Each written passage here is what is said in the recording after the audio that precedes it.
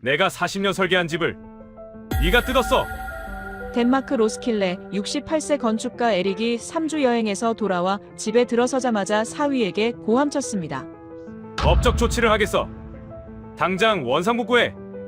하지만 10일 후 에릭은 코펜하겐 왕립 건축학교 강단에 섰습니다. 25년 좌골신경통이 사라진 것도 난방비가 60% 준 것도 놀라웠지만 진짜 충격은 따로 있었습니다. 68세 건축가가 40년 경력을 부정한 이유는 무엇일까요? 한국 사위가 몰래 설치한 3000년 기술, 지금 공개합니다. 시작 전에 구독과 좋아요 버튼을 눌러주시면 영상 제작에 큰 힘이 됩니다. 지금 이 이야기를 어디에서 듣고 계신지도 댓글로 알려주세요. 그럼 바로 시작할게요. 안녕하세요. 저는 에릭 옌센입니다. 68세, 덴마크 로스킬레에서 평생을 살았습니다. 코펜하겐 왕립건축학교를 졸업하고 40년간 건축가로 일했어요. 북유럽 모더니즘이 제 전문 분야였죠. 은퇴한 지는 3년 됐지만 여전히 가끔 자문 요청을 받습니다. 제 딸 소피아는 5년 전 서울에서 교환학생으로 공부하다가 한국 남자를 만났어요. 강민호. 처음엔 걱정했습니다.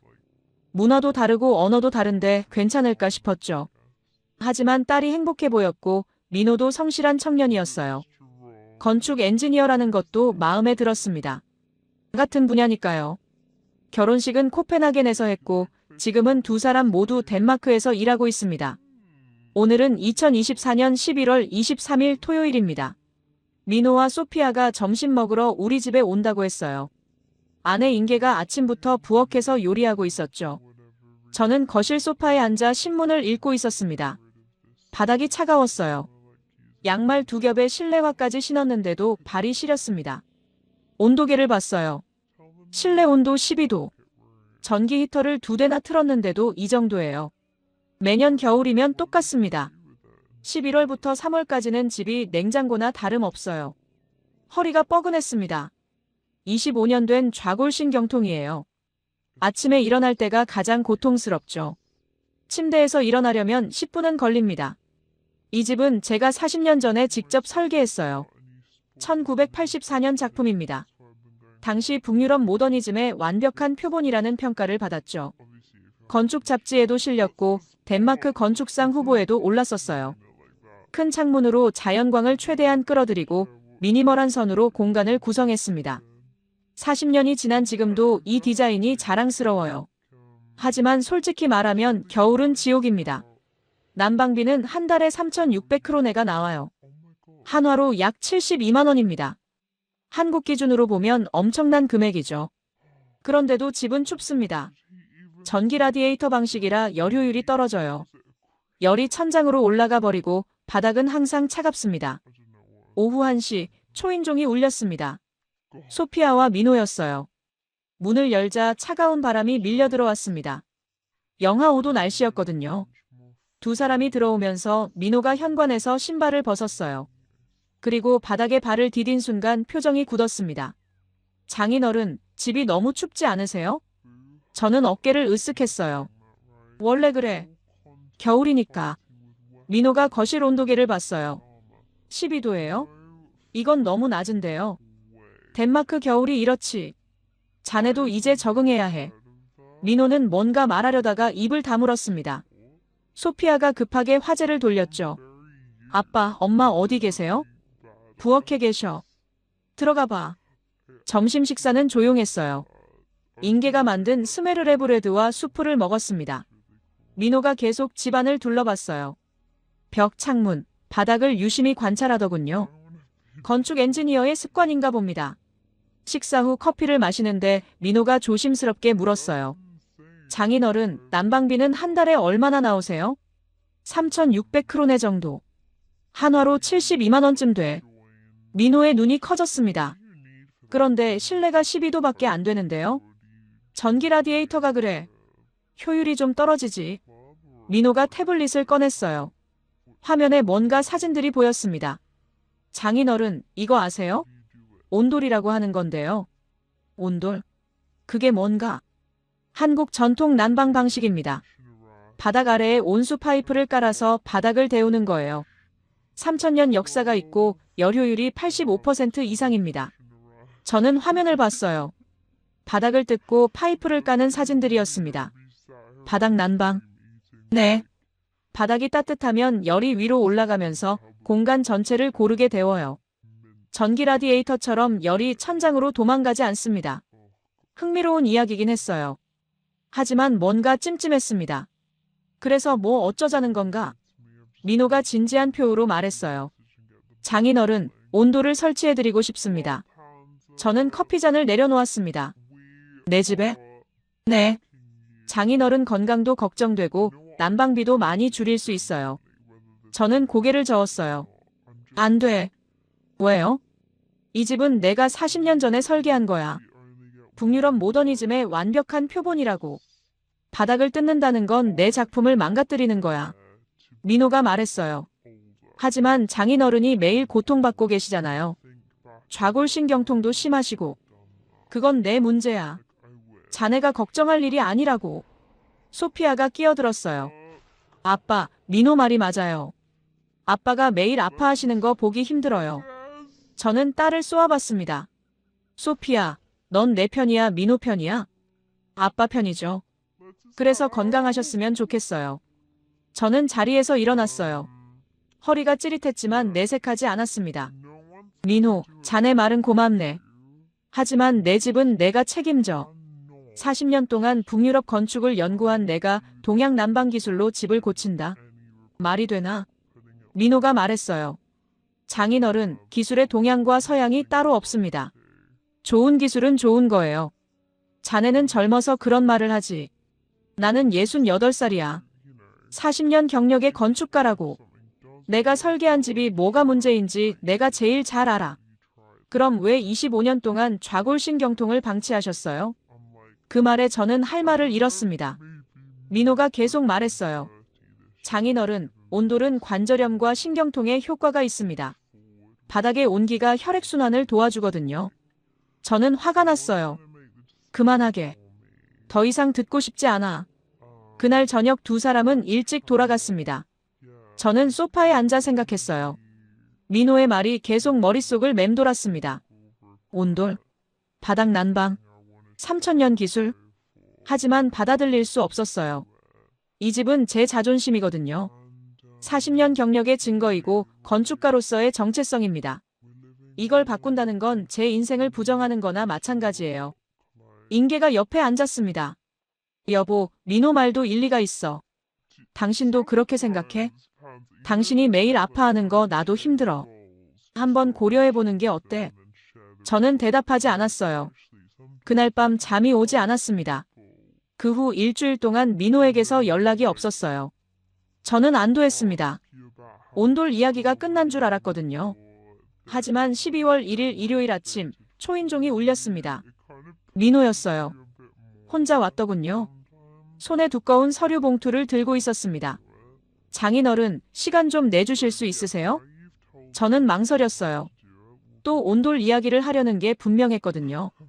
하지만 거절할 수도 없었습니다. 사위니까요.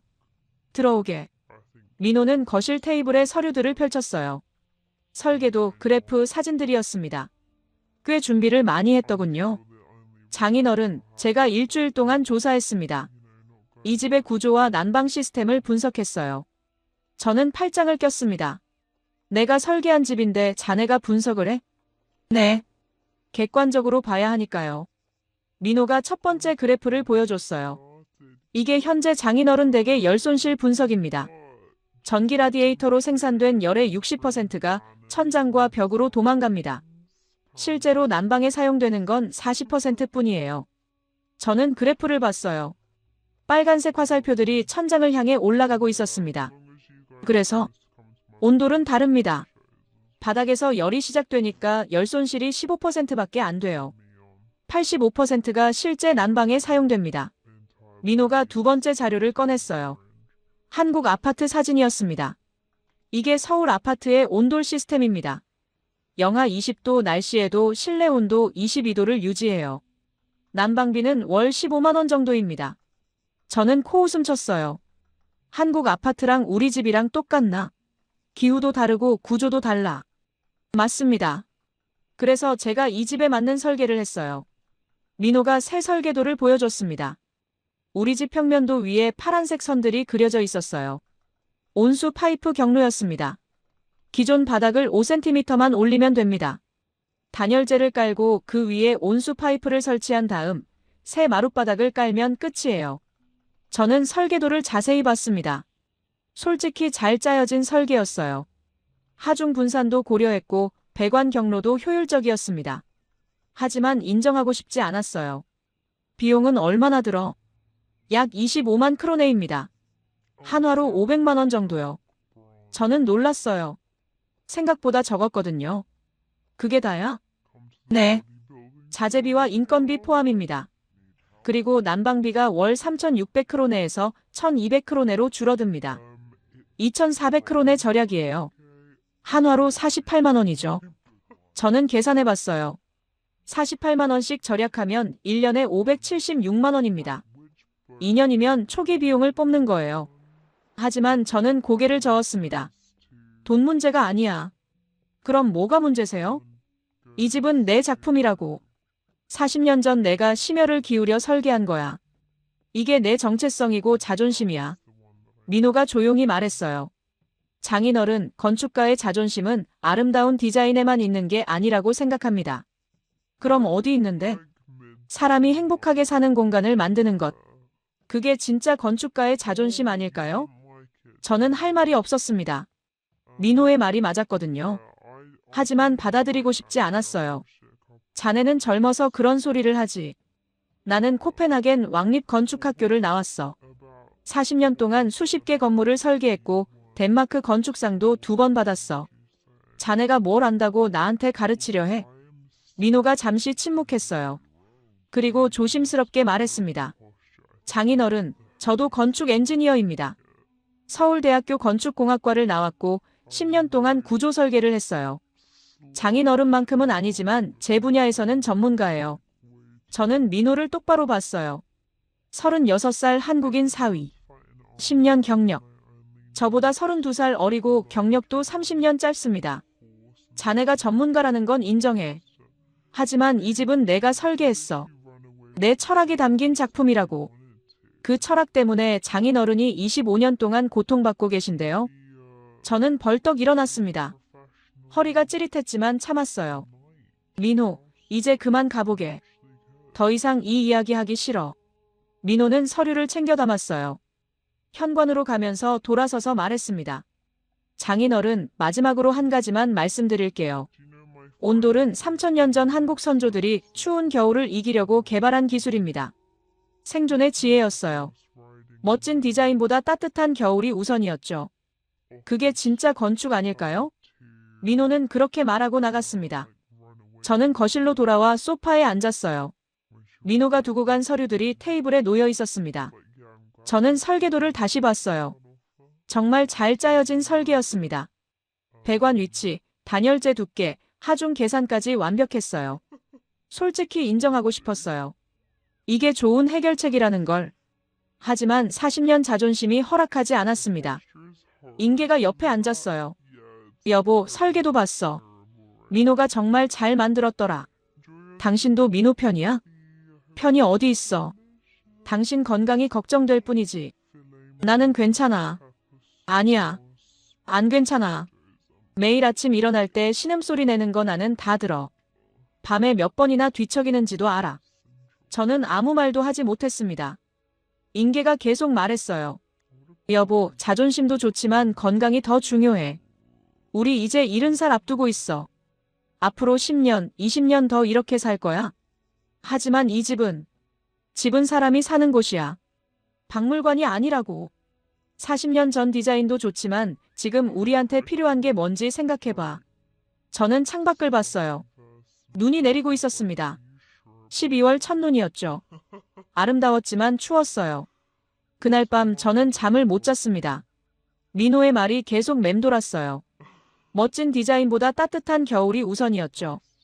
그게 진짜 건축 아닐까요? 3000년 한국 기술, 생존의 지혜, 사람을 위한 건축.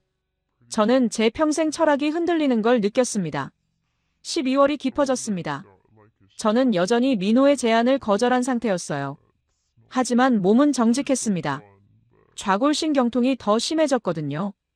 아침마다 침대에서 일어나는데 15분씩 걸렸고 계단을 내려갈 때마다 난간을 꼭 잡아야 했습니다. 12월 15일 인계가 제안을 했어요. 아이슬란드 오로라 여행이었습니다. 평생 보고 싶었던 오로라를 볼 수 있는 마지막 기회라고 했죠. 3주짜리 패키지 여행이었어요. 출발은 1월 5일, 귀국은 1월 26일이었습니다. 저는 흔쾌히 동의했습니다. 추운 덴마크 겨울을 벗어날 수 있다는 게 좋았거든요. 소피아에게 여행 이야기를 했더니 딸아이가 기뻐했습니다. 민호도 좋은 여행 되시라고 인사했어요. 그때는 몰랐습니다. 이게 계획된 시나리오라는 걸요. 1월 4일 저녁 짐을 싸고 있는데 민호가 전화를 걸어왔습니다. 집이 비어있는 동안 청소를 해주고 싶다고 했어요. 환기도 시키고 화분에 물도 주겠다고 했죠.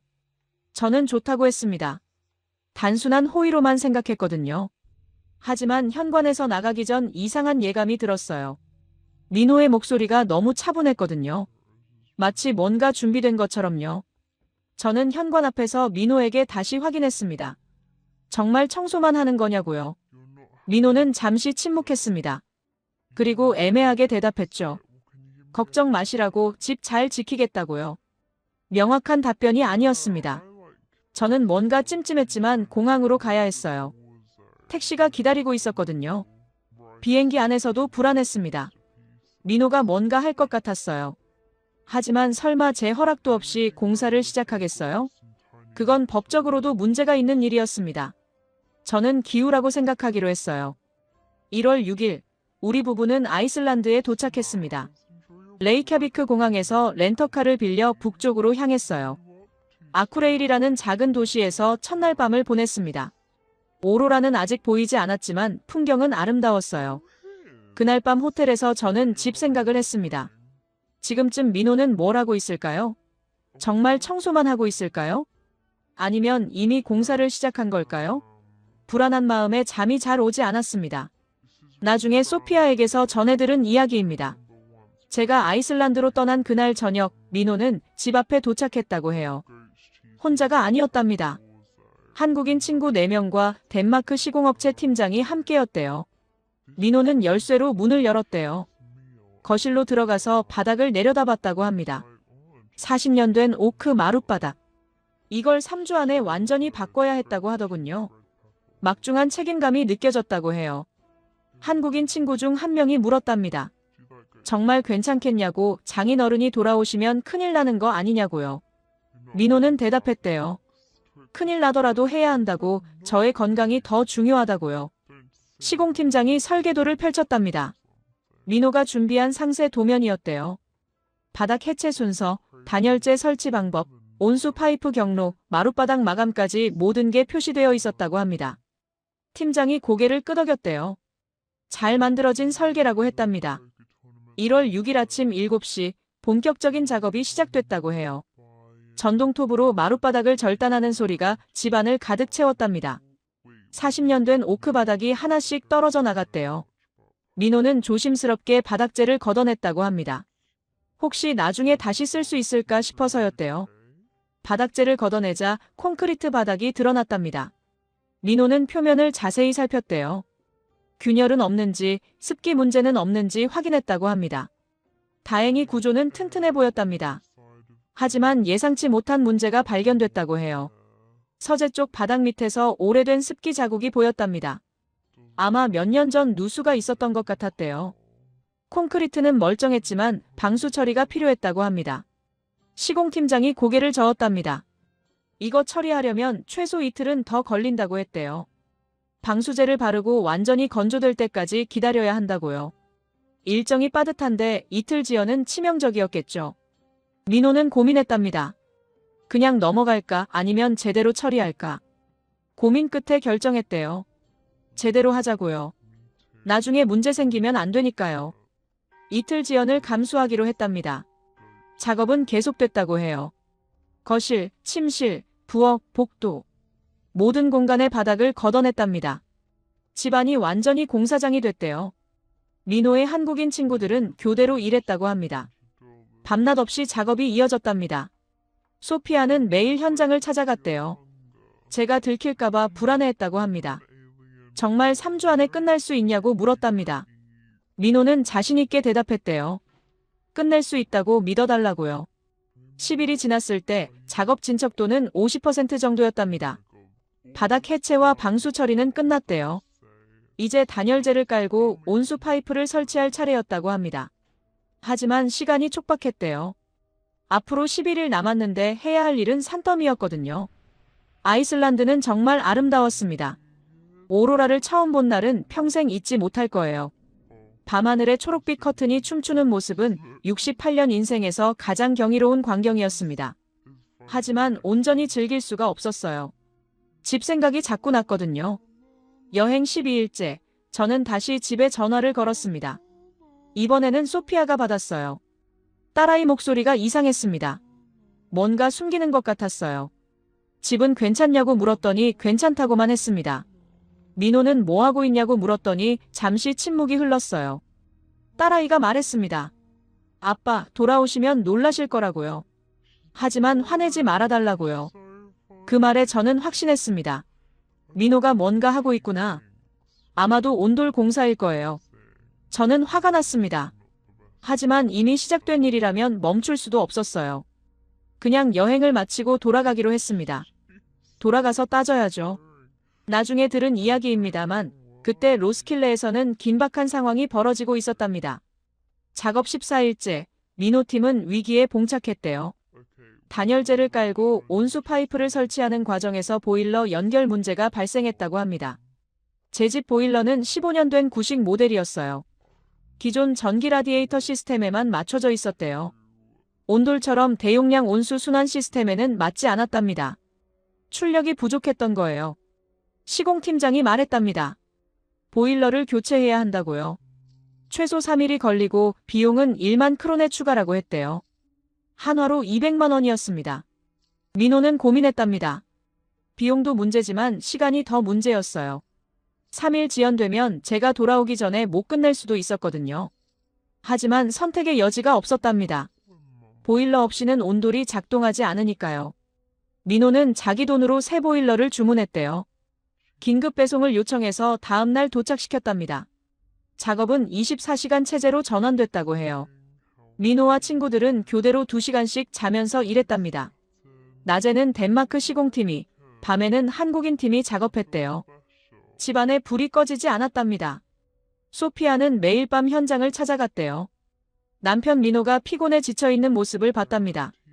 눈 밑에 다크서클이 짙었고 손에는 물집이 잡혀 있었대요. 그래도 민호는 포기하지 않았답니다. 17일째 되던 날 보일러 설치가 완료됐대요. 새 보일러는 출력이 충분했답니다. 온수 순환 테스트를 했는데 완벽하게 작동했다고 해요.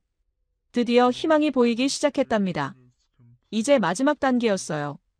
온수 파이프 위에 시멘트 몰타를 바르고 그 위에 새 마룻바닥을 깔아야 했습니다. 시간은 4일 남았대요. 가능할까요? 팀원들은 지쳐 있었답니다. 민호가 팀원들을 모았답니다. 그리고 말했대요. 장인어른이 25년 동안 고통받으셨다고, 우리가 4일 더 힘내면 그 고통을 끝낼 수 있다고요. 한국인 친구들이 고개를 끄덕였답니다. 덴마크 시공팀장도 동참하겠다고 했대요.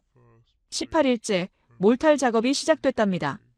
얇고 고르게 펴야 했대요. 두께가 일정하지 않으면 열전도가 고르지 않거든요. 민호는 직접 레이저 수평계로 확인하면서 작업을 지휘했답니다. 19일째, 몰탈이 굳기를 기다리는 동안 마룻바닥 자재가 도착했대요. 오크였답니다. 제가 40년 전에 썼던 것과 같은 재질이었어요. 민호가 특별히 주문한 거래요. 색깔까지 비슷하게 맞췄답니다.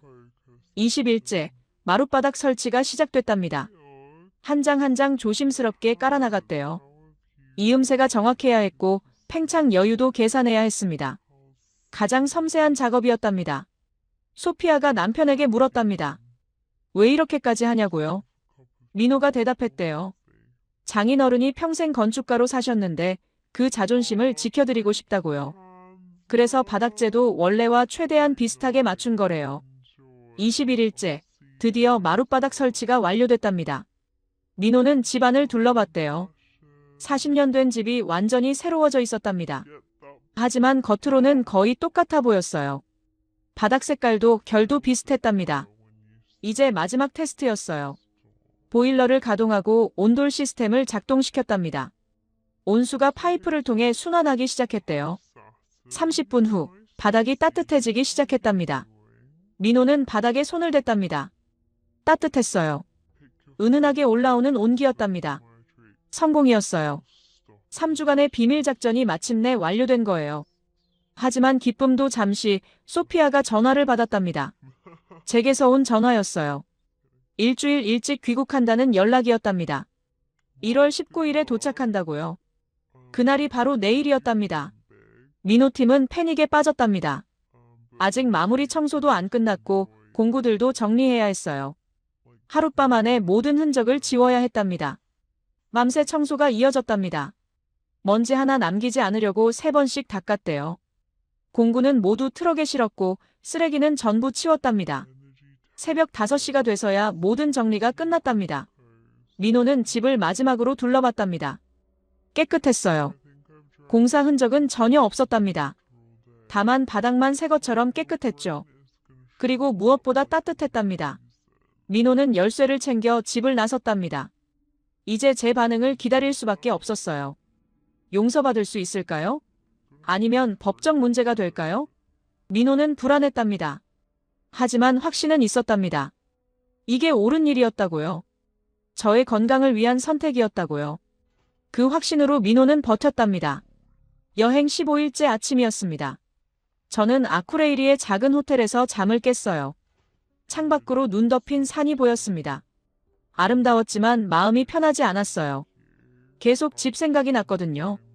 아침 식사를 하면서 인계에게 말했습니다. 오늘 집에 전화를 한번 해봐야겠다고요. 뭔가 이상한 느낌이 든다고요. 인계는 너무 예민한 거 아니냐고 했지만 저는 확신이 있었어요. 오전 10시, 저는 집으로 전화를 걸었습니다. 신호음이 5번 울렸어요. 6번째에 민호가 받았습니다. 목소리가 약간 떨리는 것 같았어요. 저는 물었습니다. 집은 잘 있냐고, 아무 문제 없냐고요. 민호는 괜찮다고 했어요. 그런데 배경에서 이상한 소리가 들렸습니다. 드드드 하는 기계음이었어요. 분명 전동 공구 소리였습니다. 저는 재빨리 물었습니다. 지금 무슨 소리가 들리는데 뭐 하고 있냐고요. 민호가 당황하는 게 느껴졌어요. 잠시 침묵이 흘렀고 그 사이 소리가 뚝 끊겼습니다. 민호가 뭔가를 음소거한 게 분명했어요. 민호가 대답했습니다. 아, 그거요? 텔레비전이라고요. 다큐멘터리 프로그램을 보고 있었다고 했어요. 하지만 저는 믿지 않았습니다. 40년 건축 현장을 다녀본 사람이에요. 전동 톱 소리와 텔레비전 소리는 구분할 수 있었거든요. 저는 추궁했습니다. 민호, 정말 아무것도 안 하고 있는 거 맞냐고요. 솔직하게 말하라고요. 민호는 또 침묵했어요. 그리고 조심스럽게 말했습니다. 장인어른, 제가 설명드릴게요. 지금은 말씀드리기 어렵지만 돌아오시면 이해하실 거라고요. 그 말에 저는 확신했습니다. 민호가 온돌 공사를 하고 있구나. 제 허락도 없이 집 바닥을 뜯고 있구나. 분노가 치밀어 올랐어요. 저는 소리쳤습니다. 당장 공사를 멈추라고요. 지금 즉시 중단하고 원상복구하라고요. 민호가 말했습니다. 장인어른, 이미 절반 이상 진행됐다고요. 지금 멈추면 집을 못 쓰게 된다고요. 저는 할 말을 잃었습니다. 절반 이상 진행됐다고요? 그럼 정말 돌이킬 수 없는 상황이 된 거잖아요. 저는 전화를 끊어버렸습니다. 너무 화가 나서 한마디도 더 하기 싫었어요. 인계가 물었습니다. 무슨 일이냐고요? 저는 대답했어요. 민호가 온돌 공사를 하고 있다고, 이미 절반 넘게 진행했다고요. 인계는 한숨을 쉬었습니다. 그럴 줄 알았다고 했어요. 저는 결정했습니다. 여행을 중단하고 바로 귀국하겠다고요. 당장 집으로 가서 공사를 멈춰야 한다고요. 하지만 인계가 말렸어요. 이미 절반 넘게 진행됐으면 멈출 수도 없다고, 어차피 끝날 때까지 기다려야 한다고요. 저는 받아들일 수가 없었습니다. 제 집이 지금 망가지고 있는데 어떻게 여기 가만히 있을 수 있어요? 하지만 인계 말이 맞았어요. 지금 돌아가봤자 할 수 있는 게 없었습니다. 고민 끝에 저는 타협안을 냈습니다. 일주일만 일찍 귀국하겠다고요. 원래 1월 26일 귀국인데 1월 19일로 당기겠다고요. 그래야 최소한 마무리는 제가 확인할 수 있을 테니까요. 인계는 동의했습니다.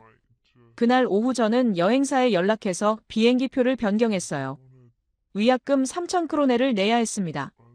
한화로 60만 원이었죠. 하지만 상관없었어요. 제 집이 더 중요했거든요. 비행기표를 바꾸고 나니까 조금 마음이 놓였습니다. 적어도 일주일 후면 집 상황을 확인할 수 있으니까요. 하지만 불안감은 계속됐어요. 민호가 제대로 하고 있는 걸까요? 혹시 집 구조에 문제가 생긴 건 아닐까요? 밤마다 잠을 설쳤습니다.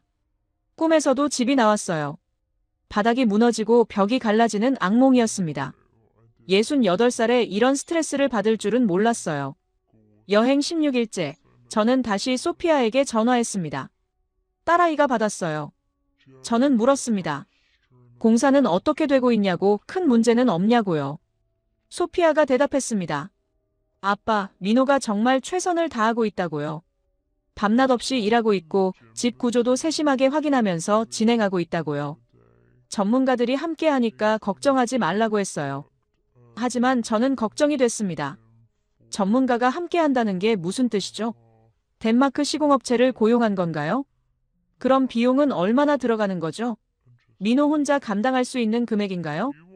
저는 물었습니다. 비용은 얼마나 들어가고 있냐고요. 소피아가 망설이다 대답했어요. 아빠, 그건 나중에 얘기하자고요. 지금은 공사를 무사히 마치는 게 중요하다고요. 그 말에 저는 더 불안해졌습니다. 비용을 말하지 못한다는 건 엄청난 금액이 들어간다는 뜻이었거든요. 아마 민호가 자기 돈을 쓰고 있을 거예요. 빚을 내고 있을지도 몰라요. 죄책감이 밀려왔습니다. 제가 너무 완고하게 거절했기 때문에 민호가 이런 극단적인 방법을 선택한 거잖아요. 만약 처음부터 대화로 풀었다면 이렇게까지 안 됐을 텐데요. 하지만 동시에 분노도 있었습니다. 그래도 이건 잘못된 방법이에요. 집주인의 허락 없이 공사를 진행하는 건 명백한 불법이거든요. 아무리 선이라도 방법이 잘못됐어요. 여행 마지막 며칠은 정말 길게 느껴졌습니다. 오로라도 빙하도 아름다웠지만 제대로 즐길 수가 없었어요. 머릿속엔 온통 집 생각뿐이었습니다. 1월 18일, 아이슬란드를 떠나는 날이었어요. 공항으로 가는 차 안에서 저는 마지막으로 집에 전화를 걸었습니다. 이번엔 민호가 받지 않았어요. 소피아도 받지 않았습니다. 두 사람 다 피하고 있는 게 분명했어요. 저는 음성 메시지를 남겼습니다. 내일 오후 3시에 도착한다고, 집에 있으라고, 제대로 설명을 들어야겠다고요. 목소리가 떨렸어요. 분노인지 불안인지 슬픔인지 알 수 없었습니다. 비행기에 올랐습니다. 좌석에 앉아 안전벨트를 매면서 생각했어요. 내일이면 모든 게 드러나겠죠. 제 집이 어떻게 변했는지, 민호가 무슨 짓을 한 건지, 그리고 저는 어떤 선택을 해야 할지. 여행 18일째 밤, 저는 아이슬란드 호텔에서 잠들었습니다. 내일이면 덴마크로 돌아가는 비행기를 타겠죠. 그리고 모든 게 드러날 겁니다. 저는 불안한 마음으로 잠이 들었어요. 그 시각 로스킬레에서는 긴박한 상황이 벌어지고 있었습니다. 나중에 소피아와 민호에게서 들은 이야기입니다. 제가 일주일 일찍 귀국한다는 소식을 들은 민호팀은 완전히 패닉 상태였대요. 원래 계획은 1월 26일까지였답니다. 7일의 여유가 있었죠. 하지만 제가 1월 19일에 도착한다고 하니 시간이 72시간밖에 남지 않았대요. 해야 할 일은 산더미인데 말이죠. 민호가 긴급회의를 소집했답니다. 한국인 친구 4명과 덴마크 시공팀장이 모였대요. 민호가 말했답니다. 72시간 안에 끝내야 한다고, 24시간 교대 작업으로 전환한다고요. 시공팀장이 고개를 저었답니다. 불가능하다고 했대요. 아직 온수 파이프 설치도 안 끝났고 몰탈 작업도 남았고 마룻바닥도 깔아야 한다고요. 72시간은 너무 촉박하다고 했답니다. 하지만 민호는 포기하지 않았답니다. 할 수 있다고, 밤낮 없이 일하면 가능하다고 했대요. 한국인 친구들이 동의했답니다. 장인어른을 위해서라면 할 수 있다고요. 그날 밤부터 24시간 교대 작업이 시작됐답니다. 낮 12시간은 덴마크 시공팀이, 밤 12시간은 한국인 팀이 맡았대요. 집에서 불이 꺼지지 않았답니다. 새벽 3시에도 전동 공구 소리가 났다고 해요. 4일차가 됐습니다. 1월 16일 저녁이었대요. 드디어 온수 파이프 설치가 완료됐답니다. 거실부터 침실, 부엌, 복도까지 파란색 파이프가 미로처럼 깔렸대요. 민호가 직접 연결 상태를 하나하나 확인했답니다. 보일러를 테스트했답니다. 온수가 파이프를 통해 순환하기 시작했대요. 누수는 없었답니다. 완벽했어요. 한국인 친구 한 명이 소리쳤답니다. 됐다. 이제 절반은 온 거다. 하지만 기쁨도 잠시, 아직 절반이 남았답니다.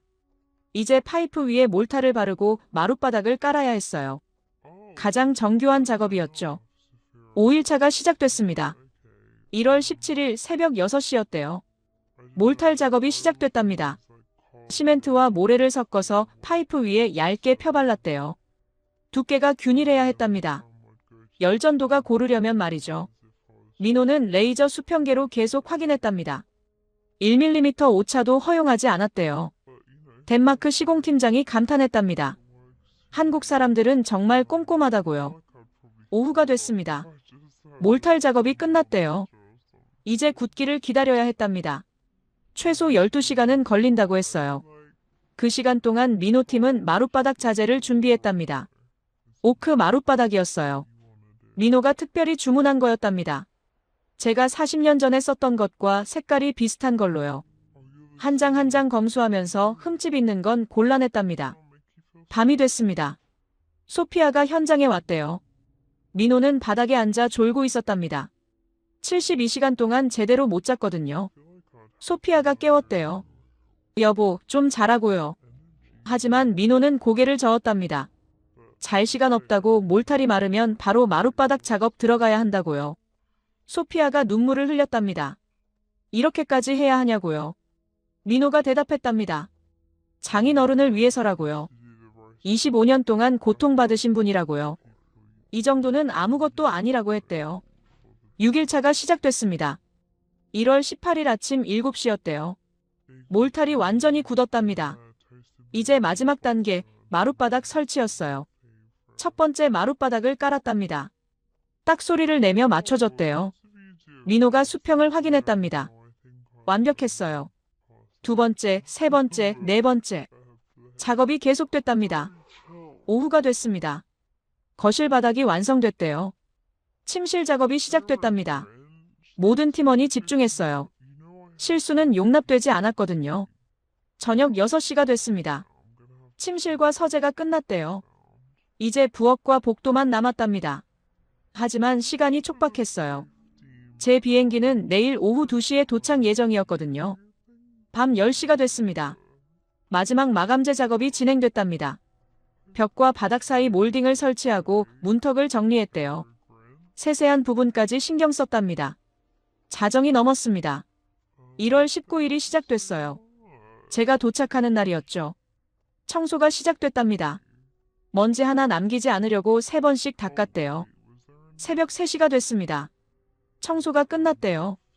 이제 마지막 테스트만 남았답니다. 온돌 시운전이었어요. 민호가 보일러를 켰답니다. 온수가 파이프를 통해 순환하기 시작했대요. 5분, 10분, 15분이 지났습니다. 그리고 바닥이 따뜻해지기 시작했답니다. 민호가 바닥에 손을 댔답니다. 따뜻했어요. 은은하게 올라오는 온기였답니다. 성공이었어요. 온돌이 작동했습니다. 한국인 친구들이 환호했답니다. 됐다, 해냈다. 덴마크 시공팀장도 박수를 쳤대요. 불가능할 줄 알았는데 정말 해냈다고요. 하지만 민호는 웃지 않았답니다. 불안한 표정이었대요. 소피아가 물었습니다. 왜 안 기뻐하냐고요? 민호가 대답했답니다. 장인어른이 용서해 주실까요? 허락 없이 한 일인데요. 화내시면 어떡하죠? 소피아가 남편의 손을 잡았답니다. 그리고 말했대요. 아빠는 화내실 거야. 하지만 이해하실 거야. 시간이 필요하시겠지만요. 새벽 5시가 됐습니다. 모든 정리가 끝났대요. 공구는 트럭에 실었고 쓰레기는 전부 치웠답니다. 집은 깨끗했어요. 그리고 따뜻했습니다. 민호는 집을 마지막으로 둘러봤답니다. 72시간의 전쟁이 끝났어요. 이제 심판의 시간만 남았습니다. 새벽 6시, 민호는 집을 나섰답니다. 몇 시간 후면 제가 도착할 거예요. 그리고 모든 게 드러나겠죠. 1월 19일 오후 2시, 코펜하겐 공항에 도착했습니다. 비행기에서 내리면서 가슴이 두근거렸어요. 긴장인지 불안인지 분노인지 알 수 없었습니다.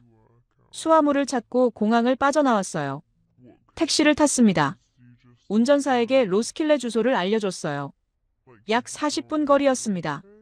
차창 밖으로 덴마크 겨울 풍경이 지나갔어요. 눈 덮인 들판, 벌거벗은 나무들, 회색 하늘. 평소 같으면 아름답다고 생각했을 풍경인데 지금은 아무 감흥이 없었습니다. 택시 안에서 저는 계속 생각했어요. 집이 어떻게 됐을까요? 정말 바닥을 전부 바꿨을까요? 구조는 안전할까요? 민호를 만나면 뭐라고 말해야 할까요? 법적 조치를 취해야 할까요? 오후 3시 10분, 집 앞에 도착했습니다. 겉으로 보기엔 아무 변화도 없었어요. 현관문도 그대로, 창문도 그대로, 지붕도 그대로였습니다. 하지만 뭔가 느낌이 달랐어요. 설명할 수 없는 이상한 느낌이었습니다. 택시비를 내고 내렸습니다. 캐리어를 끌고 현관 앞까지 걸어갔어요. 열쇠를 꺼냈습니다. 손이 떨렸어요. 문을 여는 게 두려웠습니다. 심호흡을 한 번 하고 열쇠를 돌렸습니다. 찰칵 소리와 함께 문이 열렸어요. 문을 밀고 들어섰습니다. 그 순간 저는 멈췄어요. 공기가 달랐습니다. 따뜻했어요. 우리 집 현관은 1월이면 항상 냉동실 같았거든요. 외투를 벗지 않고 들어가야 할 정도로 추웠습니다. 그런데 지금은 온기가 느껴졌어요. 신발을 벗었습니다. 발을 바닥에 디뎠어요. 그리고 저는 얼어붙었습니다. 바닥이 따뜻했거든요. 양말을 신은 발바닥으로 온기가 전해졌어요. 40년 동안 한 번도 느껴보지 못한 감각이었습니다. 거실로 걸어갔습니다. 몇 걸음 걷는데 바닥이 계속 따뜻했어요. 거실 입구에 섰습니다. 그리고 저는 그 자리에 굳었어요. 바닥이 완전히 달라져 있었습니다. 40년 된 오크 마룻바닥이 사라지고 새 바닥이 깔려 있었어요. 색깔은 비슷했지만 광택이 달랐습니다. 새것의 광택이었죠. 이음새도 달랐고 나뭇결도 달랐습니다. 저는 무릎을 꿇었습니다. 바닥을 손으로 만졌어요. 매끄러웠습니다. 그리고 따뜻했어요. 은은하게 올라오는 온기였습니다. 이게 온돌이구나. 한국의 3000년 기술이구나. 벽에 걸린 온도계를 봤습니다. 22도였어요. 저는 믿을 수가 없어서 2번 확인했습니다. 정말 22도였어요. 1월 로스킬레에서 난방비 폭탄 맞지 않고는 절대 만들 수 없는 온도였습니다. 저는 일어나 집안을 둘러봤습니다. 침실로 갔어요. 침실 바닥도 완전히 바뀌어 있었습니다. 역시 따뜻했어요. 서재에 갔습니다. 서재도 마찬가지였습니다. 부엌, 화장실, 복도. 모든 공간이 바뀌어 있었어요.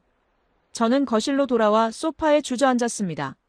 아니, 앉으려다 멈췄어요. 소파도 따뜻했거든요.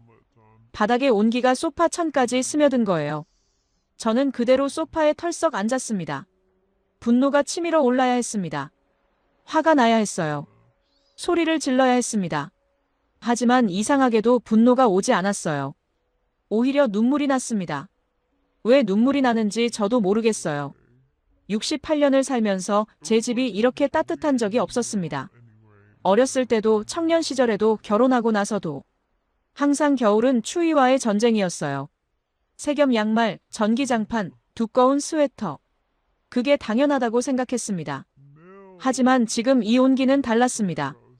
견딜 필요가 없는 따뜻함이었어요. 참을 필요가 없는 온기였습니다. 그냥 존재하는 따스함이었어요. 저는 주머니에서 휴대폰을 꺼냈습니다. 민호에게 전화를 걸었어요. 신호음이 울렸습니다. 1번, 2번, 3번. 민호가 받지 않았어요. 다시 걸었습니다. 또 받지 않았어요. 저는 소피아에게 전화했습니다. 딸아이가 받았어요. 아빠, 도착하셨어요? 저는 대답했습니다. 집에 와 있다고 당장 민호 데리고 오라고요. 1시간 후 초인종이 울렸습니다. 저는 문을 열었어요. 소피아와 민호가 서 있었습니다. 두 사람 모두 긴장한 얼굴이었어요. 민호는 고개를 숙인 채 제 눈을 마주치지 못했습니다. 저는 아무 말 없이 그들을 집 안으로 들였어요. 거실로 갔습니다. 세 사람이 서 있었어요. 침묵이 흘렀습니다. 저는 입을 열었습니다. 내가 40년 동안 설계한 집을 내가 뜯었어. 목소리가 떨렸어요. 분노인지 슬픔인지 알 수 없었습니다. 민호가 대답했습니다. 죄송합니다, 장인어른.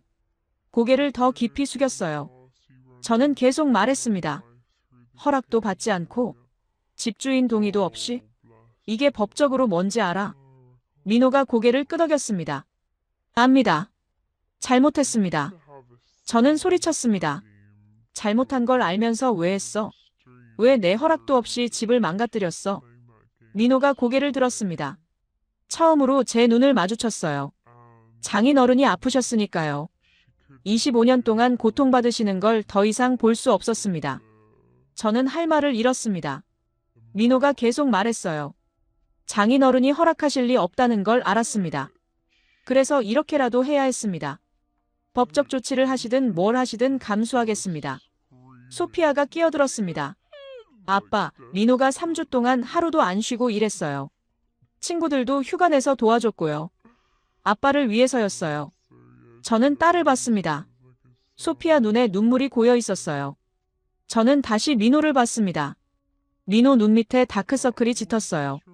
손에는 물집 자국이 보였습니다. 저는 물었습니다. 비용은 얼마나 들었나? 민호가 대답했습니다. 3만 크로네입니다. 한화로 약 600만 원이요. 600만 원. 저는 한숨을 쉬었어요. 빚은 안 냈나? 아니요. 제 저축으로 했습니다. 저는 창밖을 봤습니다. 눈이 내리고 있었어요. 한참 침묵이 흘렀습니다. 저는 말했습니다. 법적 조치를 하겠어. 당장 원상복구해. 민호가 고개를 끄덕였습니다. 알겠습니다. 소피아가 울기 시작했습니다. 아빠, 제발요. 민호가 얼마나 힘들게 했는데요. 저는 딸을 봤습니다. 그리고 다시 민호를 봤어요. 민호는 여전히 고개를 숙이고 있었습니다. 저는 말했습니다. 일주일만 써보겠어. 그래서 정말 좋으면 그때 생각해보지. 지금은 아무 약속도 못해. 민호가 고개를 들었습니다. 감사합니다, 장인어른. 저는 손을 저었습니다. 감사할 것 없어. 일주일 후에 내 마음이 바뀌지 않으면 원상복구야. 그날 저녁 두 사람은 돌아갔습니다. 저는 혼자 거실에 남았어요. 맨발로 바닥을 걸었습니다. 따뜻했어요. 슬리퍼가 필요 없었습니다. 화가 나야 했습니다. 분노해야 했어요. 하지만 이상하게도 마음이 편했습니다. 68년 만에 처음 느끼는 편안함이었어요. 그날 밤 저는 침대에 누웠습니다. 전기장판을 켜지 않았어요. 필요가 없었거든요. 바닥이 따뜻해서 침대까지 온기가 전해졌습니다. 이불을 덮고 누웠는데 몸이 편했어요. 평소 같으면 허리가 뻐근해서 자세를 여러 번 바꿔야 했습니다. 왼쪽으로 누웠다, 오른쪽으로 누웠다 반복했죠. 그런데 그날 밤은 달랐어요. 한 자세로 편하게 누울 수 있었습니다. 잠이 들었습니다. 깊은 잠이었어요. 중간에 한 번도 깨지 않았습니다. 68년 인생에서 이렇게 푹 잔 적이 없었어요. 다음 날 아침 7시, 저는 알람 없이 눈을 떴습니다. 평소 같으면 허리 통증 때문에 깨는 시간이었죠. 그런데 오늘은 통증이 없었어요. 침대에서 일어났습니다. 10초도 안 걸렸습니다. 저는 놀라서 허리를 만져봤어요. 항상 굳어있던 근육이 부드러웠습니다. 허리를 앞으로 숙였다 폈다 해봤어요. 통증이 없었습니다. 하룻밤 만에 이럴 수가 있나요? 화장실로 갔습니다. 맨발로 걸었어요. 바닥이 따뜻해서 슬리퍼가 필요 없었거든요. 복도를 걷는데 발바닥이 편했습니다. 차가운 바닥을 걸을 때처럼 움츠러들 필요가 없었어요. 아침 식사를 했습니다. 인계가 물었어요. 어젯밤 잘 잤냐고요? 저는 솔직히 대답했습니다. 이상하게 잘 잤다고 한 번도 안 깨고 아침까지 잤다고요. 인계가 웃었습니다. 바닥이 따뜻해서 그래요. 혈액순환이 좋아지니까요. 저는 대답하지 않았어요. 인정하기 싫었거든요. 2일째가 지났습니다. 허리 통증이 계속 줄어들었어요. 아침에 일어날 때도 수월했고 계단을 오르내릴 때도 편했습니다. 난간을 잡지 않아도 됐어요. 3일째, 저는 놀라운 걸 발견했습니다. 양말을 한 겹만 신어도 됐어요. 평소 같으면 3겹은 신어야 했거든요. 그런데 지금은 한 겹으로 충분했습니다. 4일째, 전기요금 고지서가 왔습니다. 저는 고지서를 뜯었어요. 그리고 2번 확인했습니다. 1,400크로네였거든요. 평소 같으면 3,600크로네가 나왔을 텐데요. 2,200크로네가 줄어든 겁니다. 한화로 44만 원 절약이었어요. 저는 전기회사에 전화했습니다. 고지서가 잘못 나온 게 아니냐고 물었죠. 담당자가 확인해봤는데 맞다고 했어요. 사용량이 대폭 줄었다고 난방 방식을 바꿨냐고 물었습니다. 저는 전화를 끊고 한참 고지서를 봤습니다. 리노의 계산이 정확했어요. 월 48만 원 절약이라고 했는데 실제로도 그랬습니다. 1년이면 576만 원, 리노가 쓴 600만 원을 1년 만에 뽑는 거예요. 5일째, 저는 거실 바닥을 자세히 살펴봤습니다. 오크 재질이었어요. 제가 40년 전에 썼던 것과 같은 종류였습니다. 색깔도 비슷했어요. 리노가 신경을 많이 쓴 게 보였습니다. 이음새를 봤습니다. 정교했어요. 틈이 거의 없었고 수평도 완벽했습니다.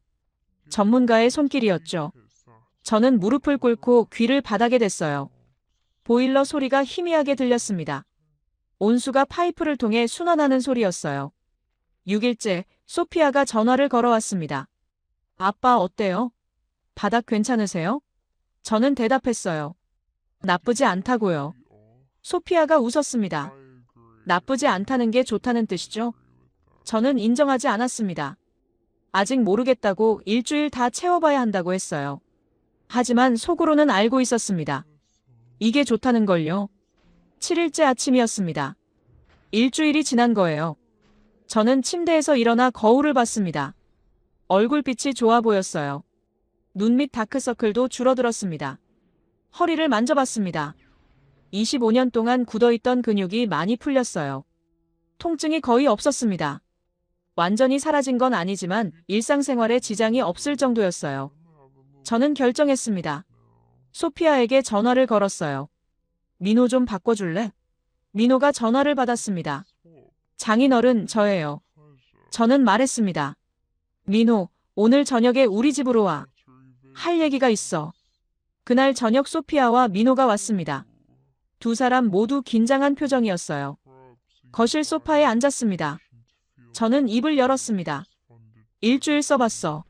솔직히 말하면 좋더군. 민호의 얼굴이 밝아졌습니다. 저는 계속 말했어요. 허리 통증도 많이 줄었고 수면도 좋아졌어. 난방비도 정말 줄었고. 자네 말이 맞았어. 소피아가 웃었습니다.